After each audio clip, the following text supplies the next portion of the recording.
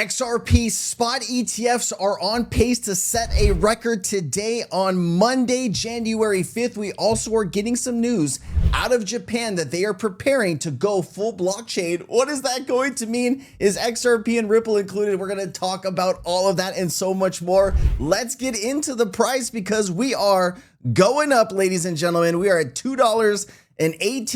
I hope you were able to buy it like 185, 170 when we were on a dip. I was telling you that I was a buyer at those prices. And look, I feel pretty good about that. Let's get it. And then here, 1 hour in, 18.37 million in ETF volume, and then $26 million already today. Looking at this expanding hour by hour, ladies and gentlemen, it is starting to look pretty sexy. It's 32.92 million, and we still have hours left. I'm recording this here at 6:38 in the morning, Hawaii time. That is 8:38 Pacific time, and it's about 11:38. So we still have about 4 or 5 hours to go in the day. We could be approaching a record. If we hit 60, 70 million, that would be incredible. Also, there is a new prediction market, Gemini new market price prediction for XRP on the 9th. And so people are betting here 44% chance it's over 220 and then 33% chance. So prediction markets thinks it's going to be, there's a higher chance of being over 220 than under 220 at this point. So that'll be pretty cool. And then here, let's get into this Bank of Japan news and what is going on over there. So we are seeing all kinds of things happening. Let me start here. We'll move this to the back. We'll move this to the back of the bus. All right. Japan's Minister of Finance says she supports integrating crypto into their financial system. Japan's finance ministry publicly backing crypto integration fits a broader multi-year push in Japan for digital assets and tokenization into their regulated financial system, with Ripple and XRP playing a uniquely strong role via SBI, but not as the only stack involved. Japan's central bank experiments and big banks are exploring multiple rails, permissioned and public. So the picture is a multi-chain with strong ties to Ripple, SBI, Axis, not only XRP. The Watcher Guru post reflects comments that the Japan's finance minister supporting integrating crypto more directly into the financial system, including letting banks treat certain crypto more like traditional financial instruments. This aligns with Japan's 2026 tax reform blueprint that cuts capital gains on qualifying crypto tax to a flat 20% and explicitly frames eligible assets alongside stocks and investments and trusts, signaling an institutionalization narrative.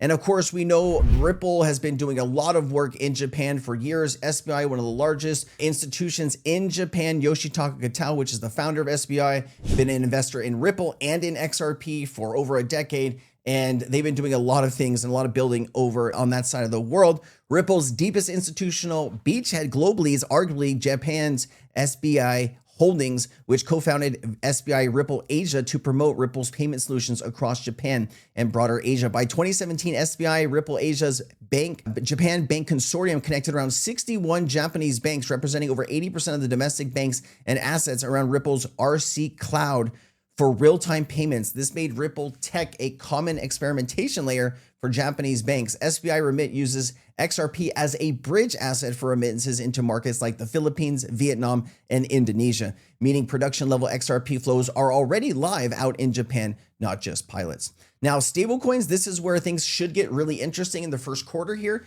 We are talking about RLUSD going and launching in Japan, and we're also maybe talking about a Japanese yen stablecoin, maybe like an RL yen. I'd imagine that sooner or later is coming, but seeing a Japanese yen stablecoin on the XRP ledger, that could be pretty cool too. Japan gave clear legal green lights for regulated stablecoins in 2023, letting licensed banks and payment firms issue them, which is now feeding directly into the new products. SBI and Ripple signed a memorandum of understanding for SBI VC Trade to become the exclusive distributor of Ripple's dollar-backed stablecoin RLUSD in Japan, targeting launch by Q1 2026. Reports say Japan already accounts for more than half of Ripple's on-demand liquidity volume, so this is effectively deepening an existing corridor. Separately, SBI plans a regulated yen-denominated stablecoin that works with partners like Startle, positioning Japan for robust JPY, Japanese yen and US dollar stablecoin rails that can sit next to or on top of XRP-based payment flows. And then, of course, what chains are Japan's central bank and top banks close to? The Bank of Japan CBDC work has been so far framed as general purpose digital yen proof of concept with a focus on technical feasibility and institutional design without committing publicly to a specific public chain like XRP or Ethereum or even others. Most central bank CBDC trials generally lean toward bespoke permissioned infrastructures. Policy documents from Japan's FSA, which is their regulator body, and related bodies emphasize tokenization in Web3 as general, including NFTs, DAOs, and DeFi, and highlight a participation in international tokenization research. But again, do not lock into a single L1. The framing is tech agnostic while insisting on strict regulation on exchanges and custodians and stablecoin issuers.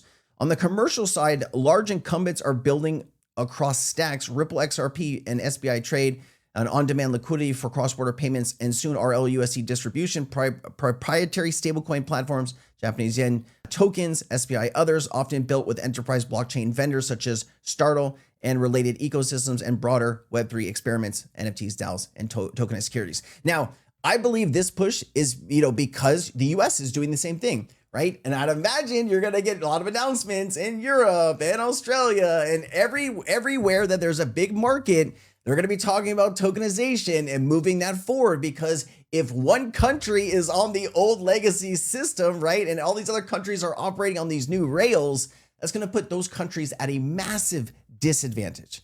And so they're all going to be pushing forward here at the same time. And this is going to be extremely, extremely good for all of us, I would say, right? The more adoption that we are seeing, the more people entering the market, the more value tokenized on chain, the higher the price, right?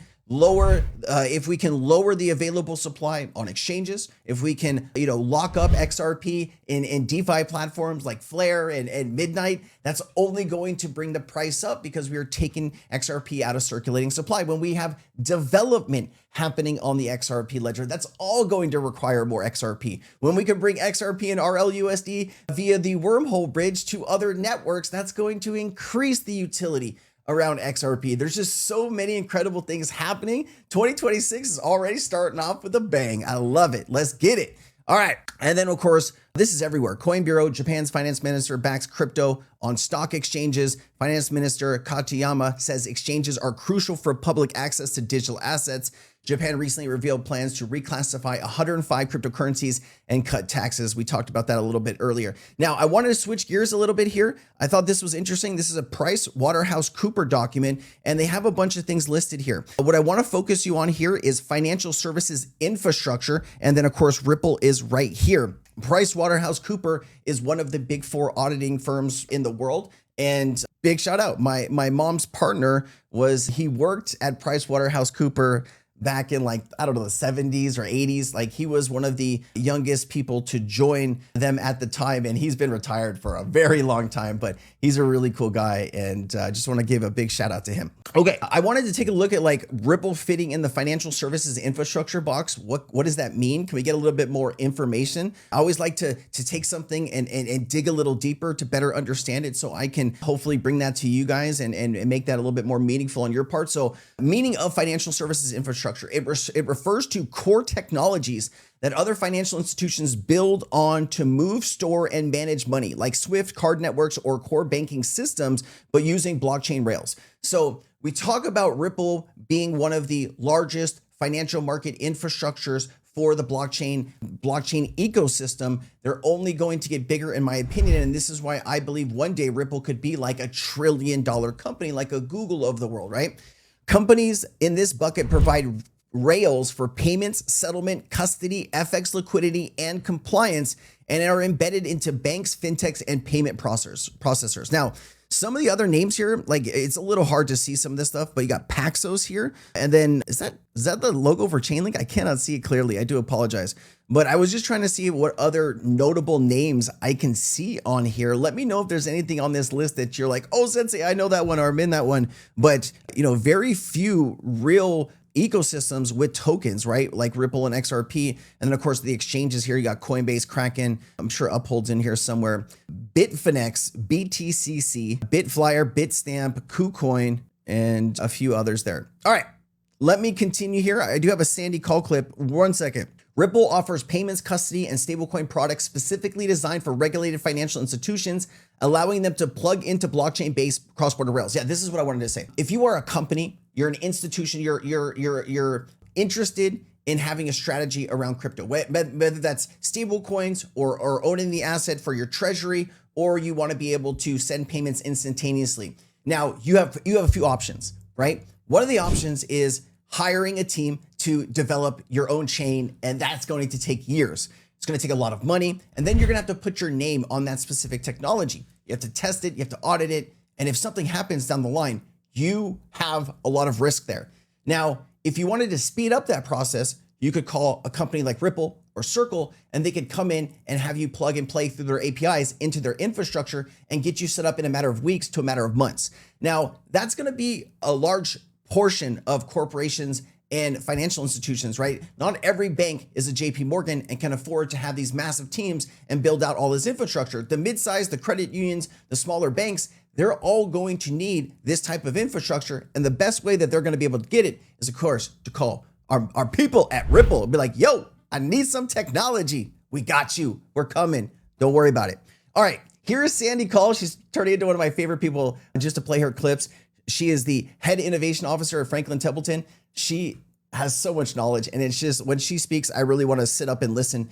Here you go. Tokenized future incoming. Franklin Templeton isn't just watching, they're building it. Remember, Franklin Templeton has been working with Ripple and XRP for years outside of the US because of the lawsuit. She's even said that specifically, which, oh man, it felt really good to hear. Let me play this. Sure, I'm going to have a cryptographically protected wallet. And that wallet is truly going to become my one container for my financial life. You can tokenize the entire portfolio so that now you're delivering a single token back to a client that represents their beliefs. Just like my credit card can give me reward points, and I can use those reward points to do things in my life, my investment portfolio will start to provide me those same kinds of benefits and perks. I think better living through investing means investing in everyday life. Like everything that you're doing can have an investment component to it. Instead of just thinking about how can they optimize my investment portfolio, the advisor needs to think about how can they optimize every financial asset I have. Man, Franklin Templeton is going to be a key player moving forward. Now, I wanted to highlight this. This is an issue, so please take notice of this. Ledger suffers a new data breach.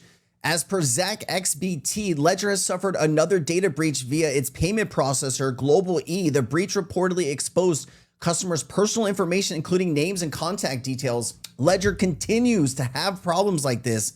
If you ever get an email claiming to be from Ledger saying that you need to verify your seed phrase, it is a scam. Assume that any email that you get is a scam until you prove it not to be. Never provide your seed phrase to anybody or anything or anyone ever. This unfortunately is going to give them probably your email address and some your name, maybe your where you live. This isn't a good look. This isn't a good look. I just want to say be careful. All right.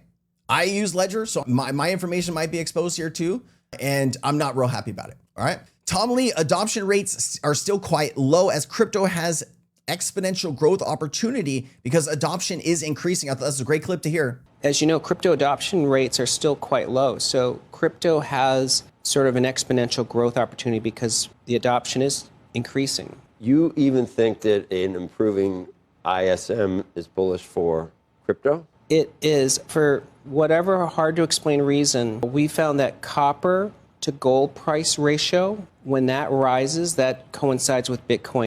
All right, a few other things here. Of course, we talked about XRP and Japan mark a cornerstone for the new digital settlement systems within Asia. Ripple received an announced partnership with Mizuho Bank, SMBC Nikko, and Securitize Japan to accelerate adoption. So there's a lot of things happening in Japan. We're going to see how good it's going to be this year. And then Japan is ready. XRP. I thought this was a great little end thing to end here with King Karan.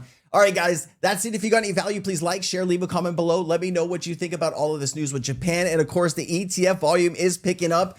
Can we go 72 straight days and take the record from Bitcoin?